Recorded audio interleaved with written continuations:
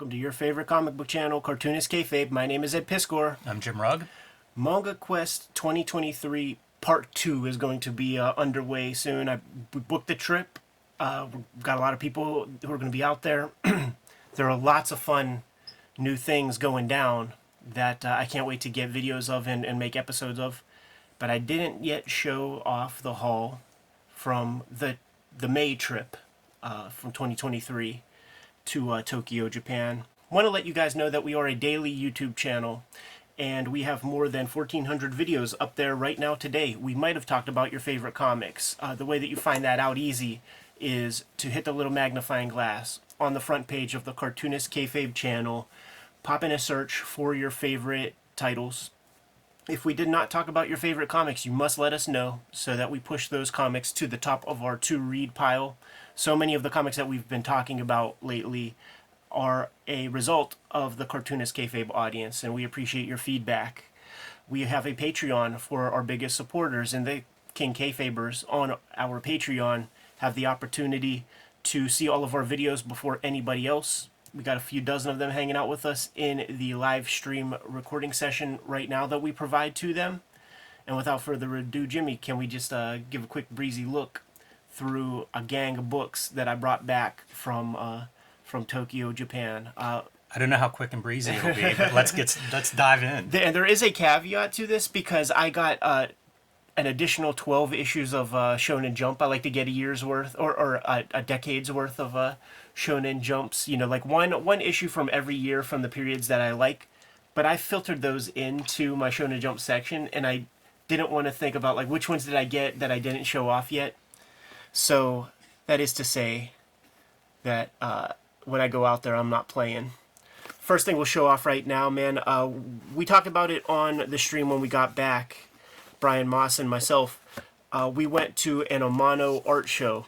The artist responsible for the designs for Vampire Hunter D and the Final Fantasy series, and did some work with Neil Gaiman on Sandman. But Amano had an art show. We've been to Amano art shows there before, and they're all actually the kind of same. He's really kind of cashing in on his legacy right now. So it's not original art that you get to see. They're selling these super expensive G-clay prints that, frankly, are very tacky. But the rich people who show up are happy to divest their funds that way. So they'll do stuff like, you'll see images from Final Fantasy that, like, if you know what they are, you know that it's like pencil with watercolor on top. And then in their printing process, they'll take the pencil portion and make it like a gray metallic ink. And it just, obliterates the aesthetic. But this cool catalog was there and is plenty. This is something that I would like to do a video on in the future. Yeah, this stuff looks amazing. The prints are amazing, and I think some of them were 2 size, and some of those drawings are fairly big. There's the Vampire Hunter D. Tiger Mask, dude. Yeah, all of these look really impressive. Yeah, lots of methods and materials on display. You recognize that from like the Dream Hunters, Sandman type aesthetic. Yeah, the mark making in different material is really nice. Heck of an artist. And with that in mind, I also went to a Katsuya TOA art show. He did one of the covers for the Cruel to Be Kin Shaolin Cowboy series, friend of Jeff Darrow's. I know his work. He did the artwork for the Virtua Fighter video games, like the ad art and stuff like that, the box art. So maybe he designed the characters, but I went to one of his art shows that was very cool. First off, he's a cool guy, so like he's like, yeah, take as many pictures of my stuff as you want, whatever, because like they're very cagey out there, no photos please type stuff. And what he was promoting was what the art show was about. He had like skateboards, and he had just like corrugated pieces of cardboard and stuff that he would put like a white gesso or white paint all over it, and so it would be very uneven, and you would see the brush strokes and it would be caked up, and then he would do a pencil drawing over top, and he was able to use those brush strokes from whatever white media he was putting down on the page, and he was able to incorporate those textures into the gray of his pencil to create great effect. He could communicate feathers, he could communicate metal, all using that the brush strokes of the gesso or primer or whatever he was putting down there. It sounds so weird. Super weird, but really, really gorgeous stuff. Just a heck of an artist, and give him any tools. It was a very lo-fi kind of show, you know, like they were mounted. These pieces were mounted on corrugated cardboard, and very, very lo-fi, very punk rock. And on the way out, I had to grab this sketchbook. I've seen this sketchbook there for years. It will be like in the Sairo art store, but I think this is signed. So Yeah, it's a nice sketchbook. It's nice that they have like 4 color mixed in. yeah. So you get some of the painting and marker and different media. This video is brought to you by the books that we make.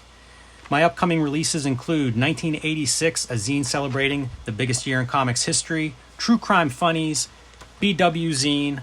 My next release is Street Angel Princess of Poverty from Image Comics, coming this November.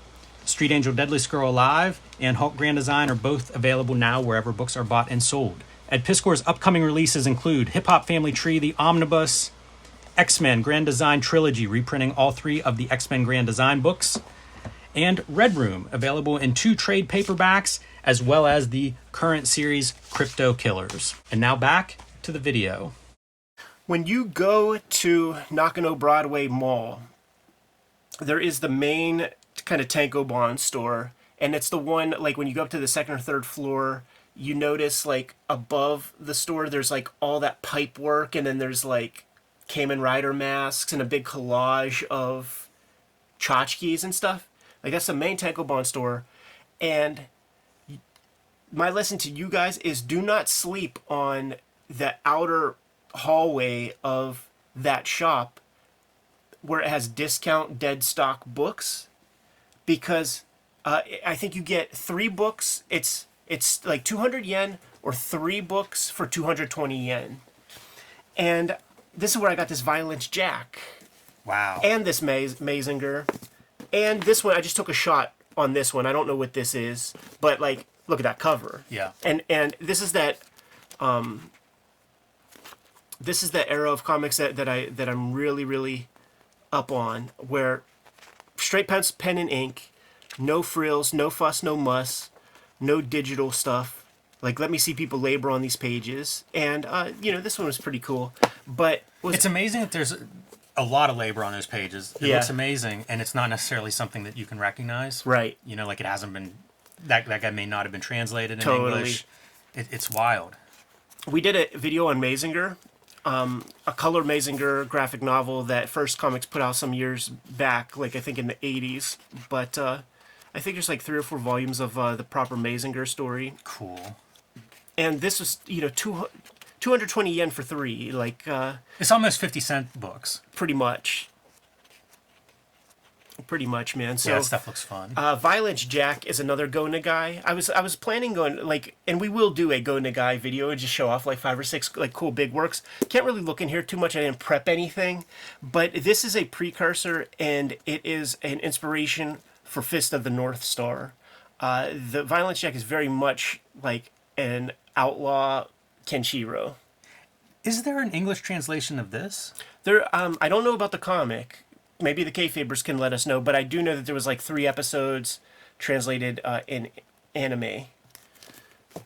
So had to get some, and then I did another round of so that was like these 3 for 220, and then I got some TarChans. We talked about TarChan when we were looking at some Shonen Jumps. This is like the Tarzan parody guy who flies around by flying squirreling his nutsack, and it's real obscene. Like I looked it up whenever, like putting imagery up for the video when we were looking up.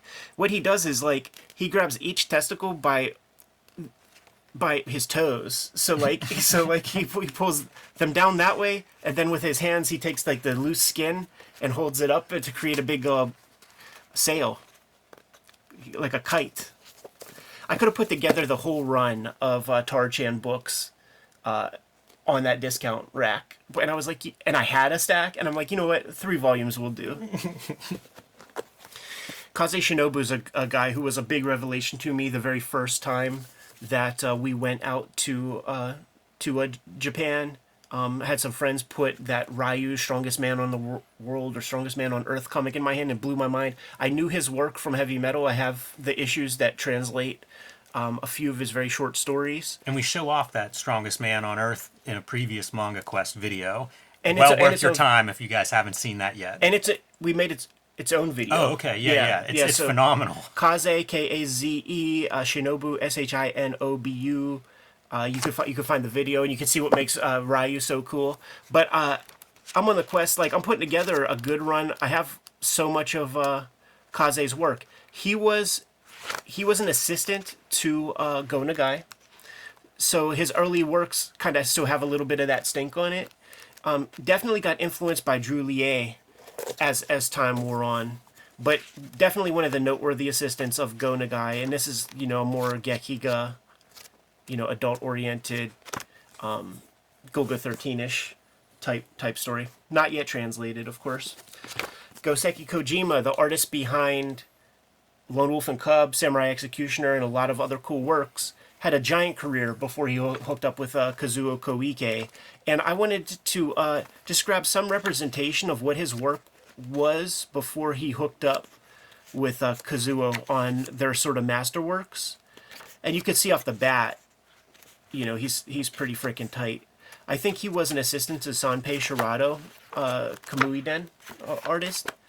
And Sanpei Shirato, fast worker. And you really can see on these pages that Kojima can work with some speed, but also make very cool, compelling images. A lot of value in these too. Some of these books that we look at, it's black and white. Right. This has a lot of grays on every page. Yeah. That's so a full range. It's a hallmark of his work. I think this might. Tell me if I'm wrong, Kayfabers who understand Japanese, but I think I might have picked this up specifically because he also writes it himself, which is a rare. Once he hooked up with Kazuo, he was with Kazuo.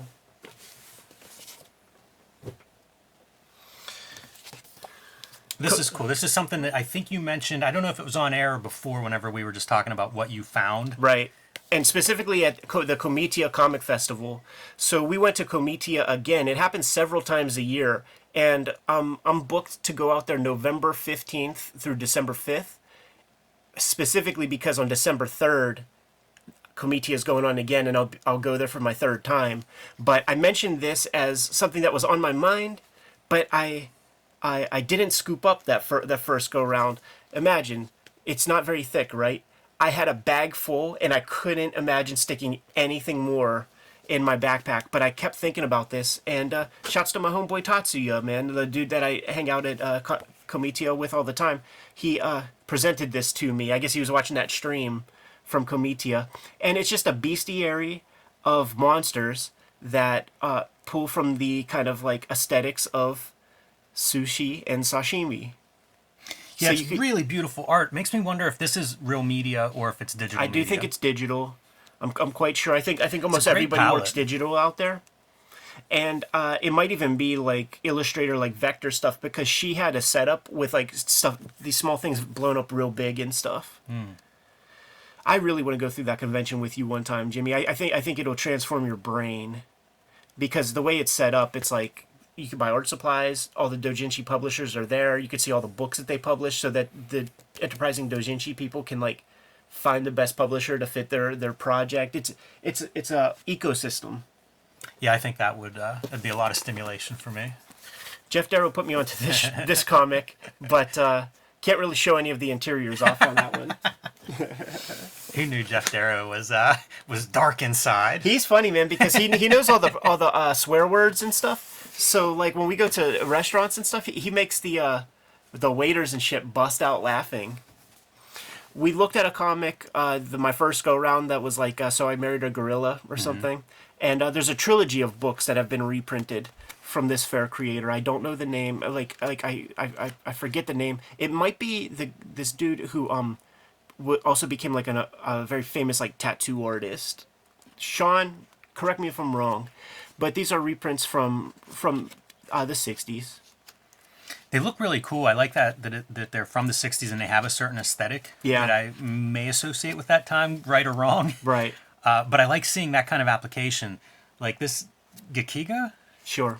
is such an interesting thing to me because it you start to see the genre breakdown in Japanese comics with this kind of work. Totally.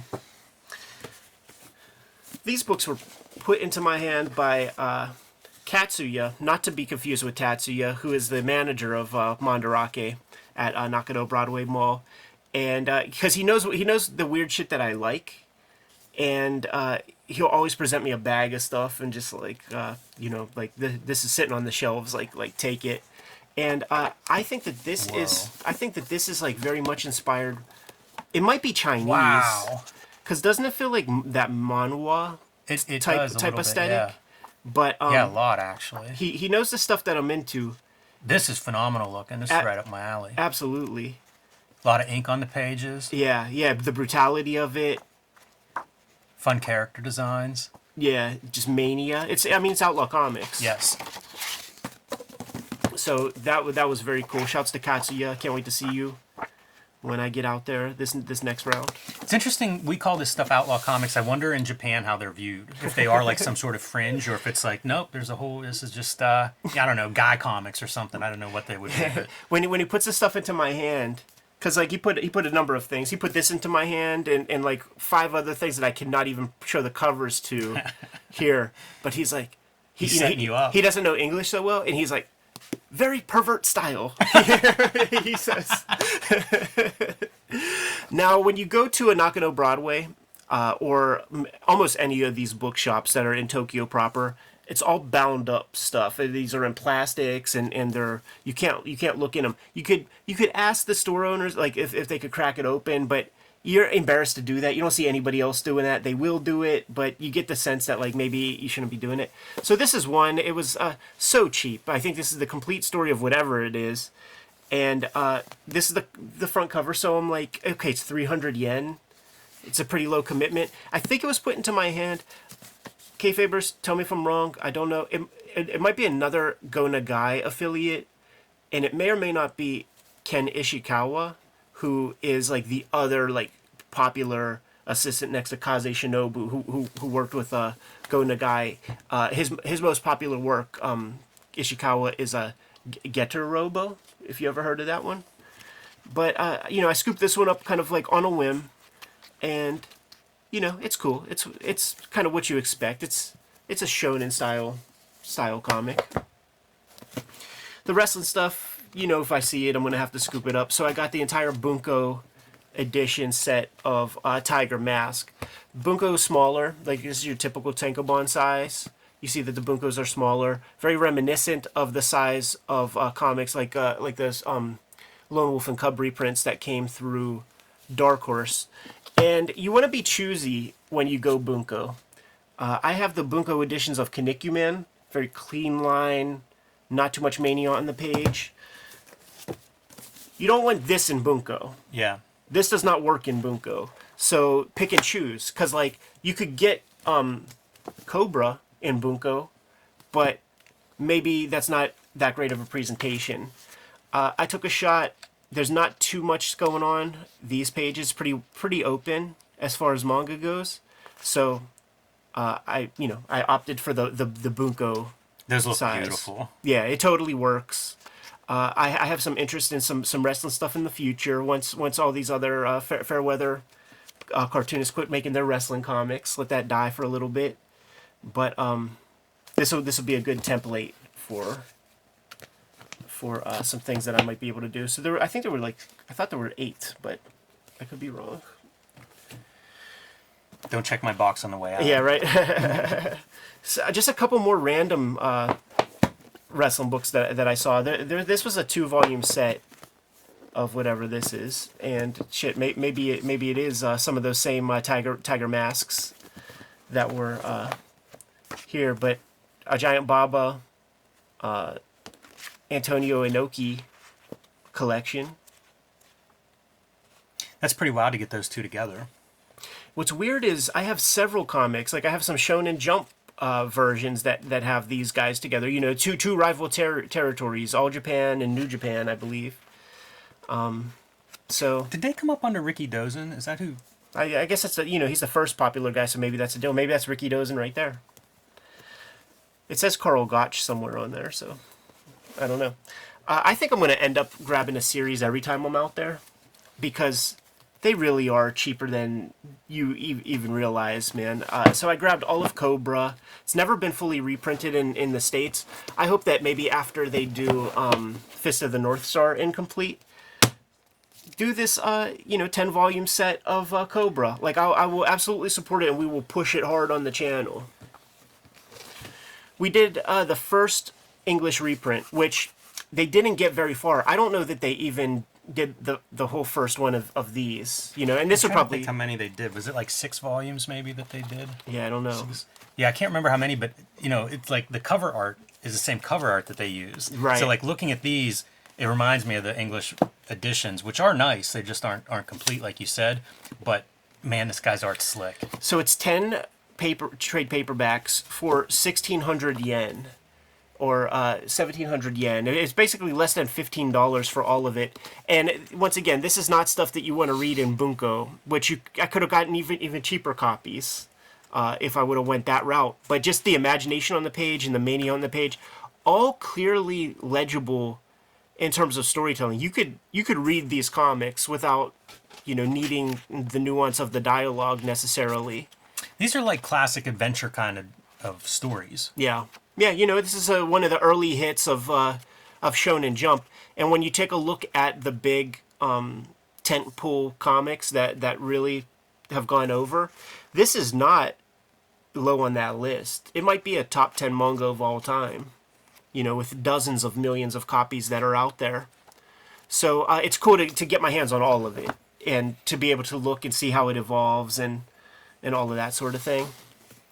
There was that comic that Top Shelf put out some years back called Axe Magazine. Yep. Which is a translation of an actual, Axe Magazine is a Japanese publication that's not far unlike Garo, in that it's more contemporary, avant-garde type comics. And this artist is represented in there. I think it might be a lady. I like this cover art a lot. And once again, like, we're off in the fringes. Like, this kind of thing you do not get. Like, at Mandarake, you're getting cutting edge, like you're getting the popular comics, like you're getting, think of big box store type material. Sean, Japan Book Hunter, is expanding his business, I believe, and there may be a place where you could go to buy things. That's going to be a destination location for the Kayfabe audience, but it's through people like Sean. Like, his whole thing is like, I want to carry books that don't exist in Mandarake, that Mandarake does not. So for him to do that, he has to go off into the fringes. And I think we were at Kichi Joji. We actually, this day we saw Kazuo Umezu's crib, like right around the corner from Kazuo Umezu's crib, which is this big red and white striped beautiful mansion that has like a little statue of like one of his little, like a girl on the roof that like looks like a Kazuo Umezu character. It's amazing how there are all these ordinances and stuff. Like, the town wanted him to like change the color and all that stuff. But you get to see what Mangaka's crib looks like, who has sold tens of millions of comics, and beautiful spread, a lot of natural light. But you just get the cover. Once again, these things are bundled in to poly bags, and you got to take a shot. And one thing that they do know, certainly in Japan, just like America, is that like you got to put like mad effort on the cover, but it's usually the same artist who does the interiors, so you kind of know what to expect. But of course, the cover's going to be cool as fuck, and I couldn't wait to crack this open. Yeah, I think it's called Justice Corps, so it's kind of like a superhero team or something. And this art, I freaking eat it up, man, because this is pure comics to me.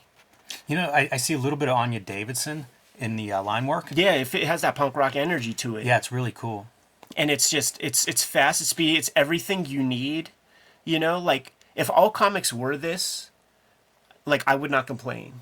It's the Marvel DC fans that require you to, like, polish, like, labor, and because that's corporate. That's a corporate way of thinking. It is interesting to look at this, because sometimes we'll see layouts in the back of comics and we'll be like, wow, you could just publish this. And in a weird way, this has that quality. Totally. Like, it lacks that top veneer surface, but I don't always want that. Like No. you say, if every comic looked that way, I wouldn't want it. And a lot of them look polished. So whenever something like this comes up, I love it. Totally. And especially in the manga sense, where like you don't see much of this kind of choice making ever over there.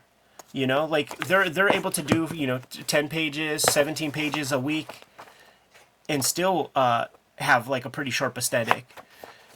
Yeah, I really like the drawing in this. As she's going, she's getting tighter. Mm-hmm. Very cool.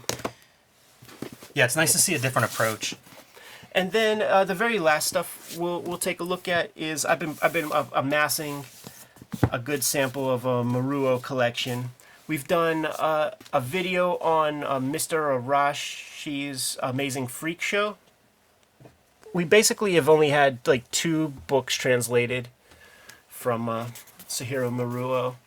Mr. Arashi's Amazing Freak Show. We've done this video some years back for like Halloween. Great comics. He's been out of print in the States. I think Panorama Island is the other book, and I have it over there, but I just can't get it conveniently. Last Gasp put that one out. They might still have some copies in their coffers, but when you are out there, like there are certain cartoonists who get the name brand in the Mandarake, where like the thing that Yes. will pull out is like the name of the cartoonist, and he has that. So he's kind of easy to spot. But there might be 50 to 60, 70 books. That's what's so shocking to me, because in my mind, this is like this rare treasure in America. Right. Like, oh, this guy only do a couple of books. To think that he's got 50, 60, 70 books there. And he's not even cared It's about wild. that much. Isn't this a great cover? It's beautiful. Isn't that so evocative? Like, you imagine that he's like a gambit that could fucking chop dudes' heads off with that.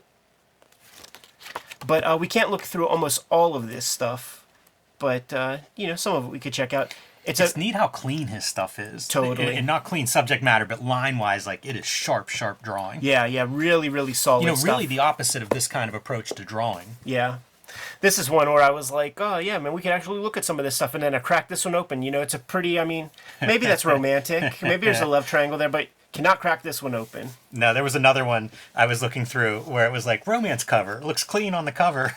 This one made me think of you. Like, it feels like he'd be in the universe with Street Angel. Same with that vampire.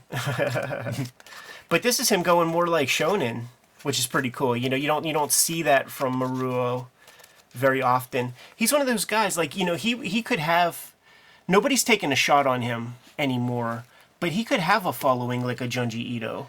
Like the teenage kids who are into Junji Ito, like they could graduate and be into like the Maruo headspace. He's an exceptional drawer. Yeah. And I don't think we could look through this one. Yeah, we can't look through this one either. Too bad. One of the perks of being here in person, being able to look through these things off camera. And we absolutely can never look through this thing, man. This lady is like this. I think this guy gets his arms and legs chopped off, and then so he's completely like at her mercy, and she fucking the things she does to this poor guy and uses him for. It's a human dildo, man. But his just so out of control, so insane, beautiful to look at. It's so tight, the drawing. The idea that he's that voluminous in his output is surprising to me, too, because the drawing is meticulous. I would expect it to take a long time. I think he's been at it maybe since the 70s, and I think he's still going. There's some crazy stuff. Like Brian pulled some things, man. It was some weird, like, Nazi thing that Brian pulled. Maybe this is even Nazi-ish right there. That's an Iron Cross. But, Kayfabers, I want to put it out to you guys. Like, what should yield bigger episodes individually? I think Amano will do good for the channel. I think if we go through this, that could be a winner for the Cartoonist Kayfabe channel. Maybe Terada. Like, Terada was just at San Diego Comic-Con. I know he did great. Like, he was at the giant robot table. He has his fan base, so I think he might have some juice. But this is the basic haul, minus the Shonen Jumps and minus the stuff that I got from Comitia, pretty much. But what I've been doing the past couple of times, I'm not going to be able to do it now, but other people from Pittsburgh would come with me, and they wouldn't necessarily pack too much. So I was able to bring back three carry-ons full of comics. Mules. Manga mules. Yeah, totally. Yeah, you put the Maruos in theirs. you know, in their luggages, just in case, you know. But, you know, I'm flying solo this round. So that's going to happen November 15th through December 5th. Bumped into some Kayfabers out there this last round. It was real fun, too, because I was with Brian and Hakeem, and I looked real cool in front of my buds, man, getting recognized in Tokyo. But we're heading back out there. Let me know the comics that I need to check out. There's going to be a Fist of the North Star art show that ends on the 19th of November. So I'm going the 15th, going to head over there probably like the 16th or 17th. Comitia is happening again. If there's anything else going on, you got to let me know. Which of these comics will yield a good video, and if you're good to go, I'm good to go, Jimmy. Yep. Kayfabers, like, follow, subscribe to the YouTube channel, hit the bell so that we can notify you when new videos are available. We are a daily YouTube channel, and we've got more than 1,400 videos up there as we speak. So we might have talked about your favorite comics. If we didn't, then make sure you put something in the comments, but make sure you search around first. Hit the little magnifying glass on the front page, search for your favorite comics, and let us know if we didn't talk about your faves. We have a Patreon where the King Kayfabers see all the stuff we're talking about right away, and you know, it might be the King Kayfabers who are buying this stuff off of Japan Book Hunter right now after seeing it on the channel. But ultimately, the videos are brought to you by the books that we make. Coming to you in October 18th, is the Hip Hop Family Tree Omnibus, 500 plus pages of material, 140 pages not in the first 4 volumes of Hip Hop Family Tree. So let your comic shop know they are now in a position where they can order this, and they need to know how many they need to order. So let your comic shop know, and whenever they order it for you, come October 18th, make sure you go into the store and pick it up. X-Men Grand Design Trilogy is coming to you in November. Believe you might be able to order that at this very moment, so make sure that you secure your copies of the Ed Piskor bibliography. It's going to include all X-Men Grand Design books that I put together, and it's going to be like a trade paperback size. Red Room is the current focus. 2 trade paperbacks of Red Room are out there as we speak. Antisocial Network and Trigger Warnings. This last round of Red Room is called Crypto Killers, and maybe by the time you see this video, there are 4 issues out in total. This 3rd issue you want to seek out, though, man. It has the backup feature that shows off the characters that are in my daily comic strip that I am putting together on Patreon right now, but I'm going to release it to the wider world January 1st, 2024. Jimmy, tell the people what you have. Time to order Street Angel Princess of Poverty from your local comic book shop. This will be in stores in November. Orders due now. Let Image know how many of these things to print. And this collects all the Street Angel material that is not in Street Angel Deadliest Girl Alive. Get both. It'll be a nice set on your shelves, and you'll have all of the Street Angel material up to this date. Hulk Grand Design, also out and available right now in this Treasury Collected Edition. I do believe these are out of print, so if you haven't added this to your collection yet, you need to do so very soon. And I've been self-publishing zines and comics lately. These are the Black and White zine, BW, and the 1986 zine, Best Year in Comics History. This is kind of an overview of everything that happened in 1986, from the Teenage Mutant Ninja Turtle knockoffs to Frank Miller's Dark Knight Returns, Mouse, Watchmen, all those classics that really changed the history of comics. And my self-published True Crime Funnies featuring 3 nonfiction stories, including 2 wrestling yarns. You can pick all these up at my website soon. You can also read them in digital form if you can't wait for the print copies to become available. You can find those on patreon.com/JimRugg. There are some other ways to support the channel. Jimmy, let the people know. You can subscribe to the Cartoonist Kayfabe e-newsletter at the links below this video. You can also find Cartoonist Kayfabe t-shirts, merchandise, hats, mugs, stickers, and more at our spread shop. That link is also below this video in the show notes. All good ways to support the channel. Given those marching orders, Jimmy, we'll be on our way. Read more manga.